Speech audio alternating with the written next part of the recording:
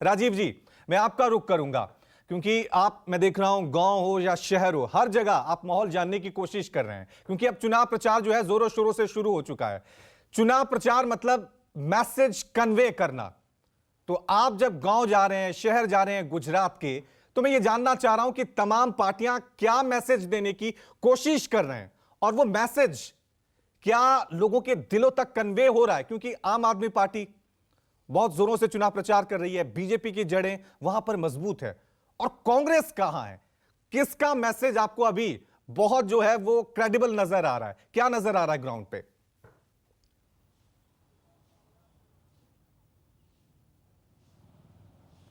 देखिए, निश्चित तौर पर रवि, आपको प्रचार प्रसार में आम आदमी पार्टी और भारतीय जनता पार्टी, हालांकि भारतीय जनता पार्टी ने भी अभी गुजरात का प्रचार उस तरीके से शुरू नहीं किया जिस तरीके से आक्रामक तरीके से आम आदमी पार्टी ने शुरू किया। दूसरी बात यह है कि आपको देखने में लग सकता है कि कांग्रेस पार्टी, और कई बार ऐसा लगता भी है कि बहुत शांत क्यों है और रहस्यमयी चुप्पी कांग्रेस पार्टी की गुजरात में क्यों। लेकिन मैं गांव-गांव, शहर-शहर, कस्बे-कस्बे जा रहा हूं, करीब 12-13 दिन मुझे गुजरात में आए हो गए। आपको एक आश्चर्य लगेगा ये बात सुन करके, लेकिन ये सच है कि गुजरात के किसी कोने में अगर आप जाएंगे तो सबसे ज़्यादा होर्डिंग्स अगर किसी की हैं तो कांग्रेस अध्यक्ष सोनिया गांधी और राहुल गांधी की है। सबसे ज़्यादा कांग्रेस पार्टी ने पूरे गुजरात में होर्डिंग लगा रखी है। दूसरी बात यह कि मैं अमरेली ज़िले में हूँ, ये सौराष्ट्र का ज़िला है, और पिछली बार भारतीय जनता पार्टी को सौराष्ट्र के इलाके ने बहुत तगड़ा झटका दिया था। अमरेली में 5 विधानसभा सीटें हैं, जहां मैं इस वक्त सर्किट हाउस के पास खड़ा हूं।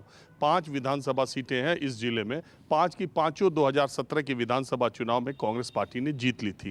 कांग्रेस पार्टी के एक विधायक बाद में भारतीय जनता पार्टी में, तो आज के हिसाब से आप कहें तो 4 सीटें कांग्रेस के पास हैं, 1 बीजेपी के पास है। जब वो विधायक उधर चले गए, बाद में बाय इलेक्शन हुआ, वो बीजेपी से जीत गए। तो इस तरीके से पिछली बार सुपड़ा ही साफ था भारतीय जनता पार्टी का अमरेली जिले में।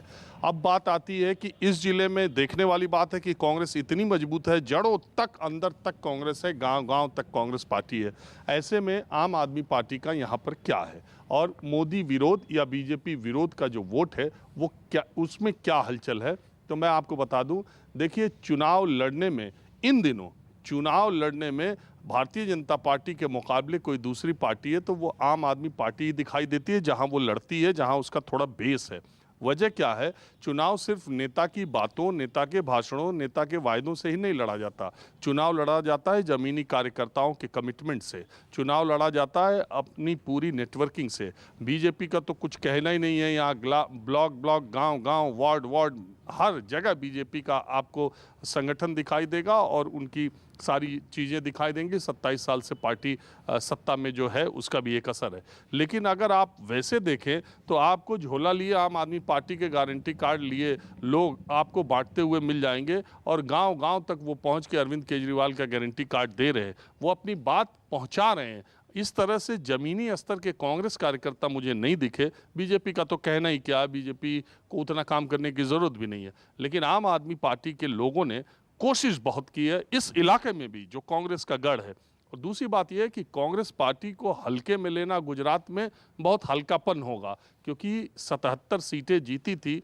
बस एक बात है कि पिछले 2-3 सालों में कांग्रेस का जो अंतर्विरोध आया है और कांग्रेस के एमएलए जो टूट कर भारतीय जनता पार्टी में गए हैं, उससे एक संदेश आम लोगों में गया है कि कांग्रेस पार्टी अगर कमजोर हुई तो उसका नुमाइंदा भाग के भारतीय जनता पार्टी की शरण में जा सकता है। इसीलिए मैं बार बार कहता हूं कि अरविंद केजरीवाल ने दोनों राज्यों में जहां उनकी सरकार थी, जानबूझ के विश्वास मत ले आए, और ये सिर्फ एक मैसेज देने के लिए कि उनके सारे विधायक इंटैक्ट हैं, जबकि असलियत ये है कि जितनी संख्या उनकी पार्टियों की है उसमें कोई भी विधायक अगर नाफरमानी कर दे तो उसकी सदस्यता जा सकती है। तो वो एकजुटता उस तरह से भी दिखाई दी। लेकिन जो जमीन के हालात है, भारतीय जनता पार्टी पूरे देश में किसी भी राज्य में उतनी मजबूत नहीं है जितनी गुजरात में है, और निश्चित तौर पर उससे लड़ाई में अभी आगे आने वाले दिनों में कांग्रेस पार्टी का क्या क्या रणनीति होगी। मैंने कल भी ये बात कही थी, अहमद पटेल नहीं है, इसका एक खामियाजा, एक नुकसान कांग्रेस पार्टी को